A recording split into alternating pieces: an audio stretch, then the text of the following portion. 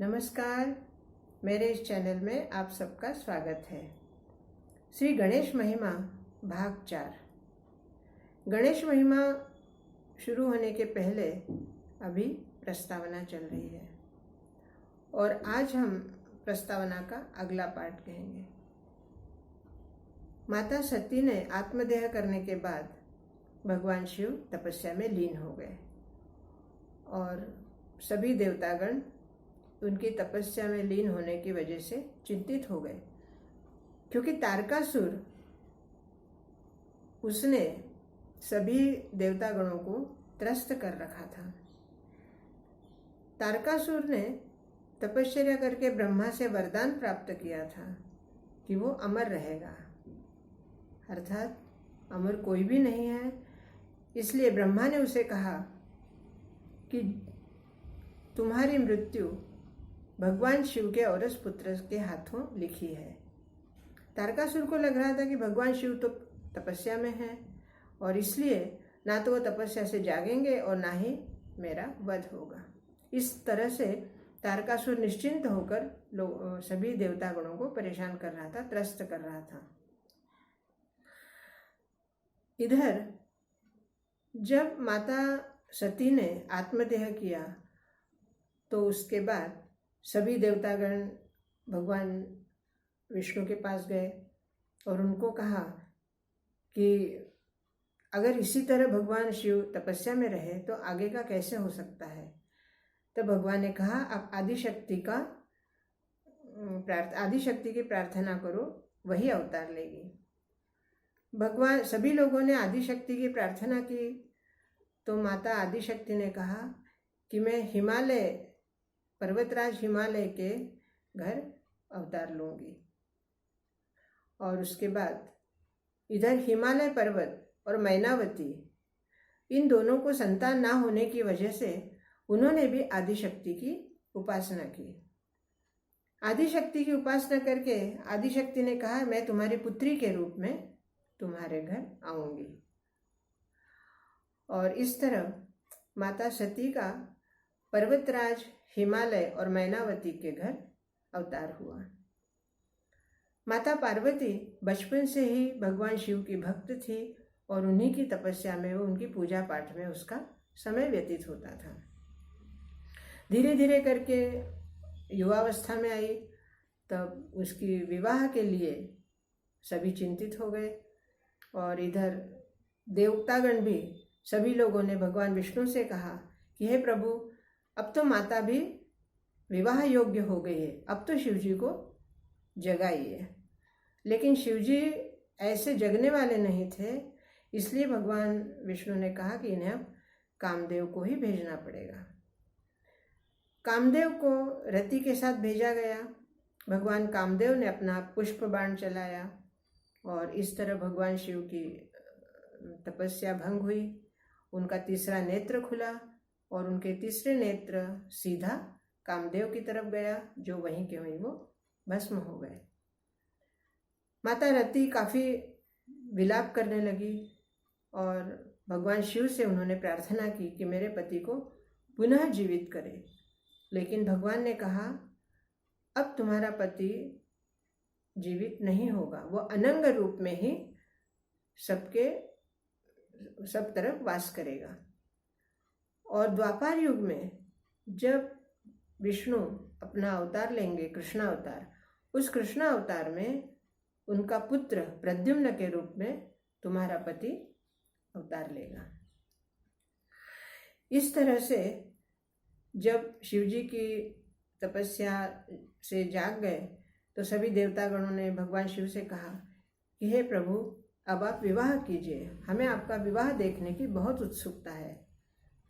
लेकिन शिवजी इस बात को राजी नहीं थे। फिर भगवान विष्णु ने उन्हें याद दिलाया कि आपका औरस पुत्र ही तारकासुर को मारेगा, इसलिए आपको विवाह करना अति आवश्यक है। और माता सती भी, जो कि अब पार्वती के रूप में अवतार ले चुकी है, वो भी अविवाह योग्य हो गई है। भगवान शिव ने सप्तऋषि को माता पार्वती की परीक्षा लेने के लिए भेजा और सप्तऋषि का और माता पार्वती का काफी संवाद हुआ। उस संवाद में सप्तऋषि ने माता पार्वती को कहा कि तुम जिसकी तपस्या कर रही हो, जिसके लिए तुम व्रत कर रही हो, उसने तो कामदेव को ही भस्म कर दिया। अब तुम्हारे विवाह का कोई औचित्य नजर नहीं आता। तब माता पार्वती ने कहा कि हे ऋषिवर, आपकी निगाह में भगवान शिव ने अब कामदेव को भस्म किया है, लेकिन वास्तव में वो तो अकामी है, वो तो योगी है। और उसके बाद भगवान शिव स्वतः पार्वती की परीक्षा लेने आए और उसके बाद उनका विवाह तय हुआ और इस तरह से उनका विवाह हुआ।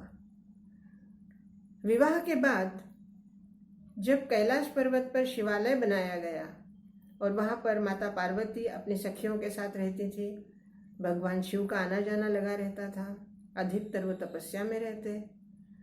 और इस तरह एक बार माता पार्वती की सखियों ने कहा कि हे देवी, भगवान शिव के पास अनेक गण हैं, उनका कहना मानने के लिए, उनकी बात करने के लिए, उनके कार्य करने के लिए। हालांकि आपके पास भी वही गण हैं, आप भी अगर काम कहेंगे तो वो करते हैं, लेकिन फिर भी आपके लिए आपका स्वतंत्र एक ऐसा आपके हक का होना चाहिए जिसे आप काम कह सके या जो आपकी रक्षा कर सके या जो सिर्फ आपके लिए हो। माता पार्वती को ये बात जच गई और एक दिन माता पार्वती नहाने के लिए उपटन जब बदन पे लगाया था, शरीर पर उपटन लगाया हुआ था, तब उन्होंने उपटन उतार कर और उसकी एक बालक की प्रतिमा बनाई, मूर्ति बनाई और उस मूर्ति को बनाकर फिर वो नहाने गई। नहाकर आने के बाद उन्होंने उस मूर्ति के सामने भगवान विष्णु की प्रार्थना की और उसमें प्राण डाल दिए। प्राण डालते ही वो एक बालक के रूप में सामने आ गया और अत्यंत मनमोहक ऐसा रूप था बालक का। और उस रूप को देखकर माता पार्वती बहुत प्रसन्न हुई और माता पार्वती ने उसे अपने पुत्र का स्थान दिया। जब उसमें प्राण आ गए तब उस बालक ने पूछा, हे देवी, मैं कौन हूँ? तब माता ने कहा, हे पुत्र, तुम मेरे पुत्र हो और तुम्हारा नाम कुमार है। माता पार्वती ने उसे एक दंड दिया हाथ में और अपनी सारी शक्तियां भी दी। और फिर उसके बाद पुत्र ने पूछा, हे माते, मुझे क्या करना होगा? तो कहा, तुम द्वार के बाहर खड़े रहो और मेरी आज्ञा के बगैर किसी को भी अंदर नहीं आने देना, ये मेरी आज्ञा है।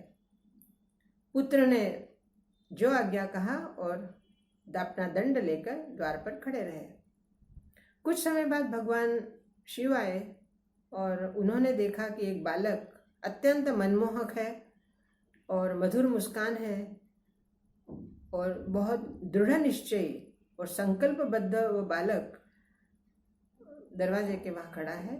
और भगवान शिव अंदर जाने लगे। उसने बालक ने उनको रोका और कहा कि आप अंदर नहीं जा सकते, जब तक माता आज्ञा नहीं देगी आप अंदर नहीं जा सकते। भगवान शिव हठ करके जाने लगे तो उसने कहा कि अगर आपको जाना है तो मुझसे युद्ध करना होगा। भगवान शिव भी अड़ गए और उन्होंने उस बालक के साथ युद्ध किया। युद्ध करते करते काफ़ी समय बीत गया और लेकिन बालक ने अपनी सारी शक्तियों से उस भगवान शिव को हराने लगे। आखिर में भगवान शिव ने विष्णु की सहायता से उस बालक को त्रिशूल से उसके गर्दन को धड़ से अलग कर दिया। काफी शोर हुआ और इस शोर शराबे से माता पार्वती को पता चला कि कुछ गड़बड़ है। माता जैसे ही बाहर आई और अपने पुत्र का मस्तक धड़ से अलग होकर गिरा हुआ देखा, माता अत्यंत क्रोध में आ गई। और जैसे ही क्रोध आगे भूचाल आने लगा, पूरा ब्रह्मांड, पूरी सृष्टि, सब देवलोक, सब तरफ क्रोध और की वजह से डरावना वातावरण हो गया। भगवान शिव ने माता को शांत किया और कहा कि अभी तुम्हारे पुत्र को जीवित कर देते हैं। और उन्होंने अपने गण को उत्तर दिशा की तरफ भेजा और कहा कि एक जो भी सामने मिले उसका मस्तक लेके आओ। और उस मस्तक को लाकर और फिर बाद में उस बालक को जीवित किया। दोस्तों, ये माता पार्वती की भगवान श्री गणेश को तैयार करने की एक भूमिका थी।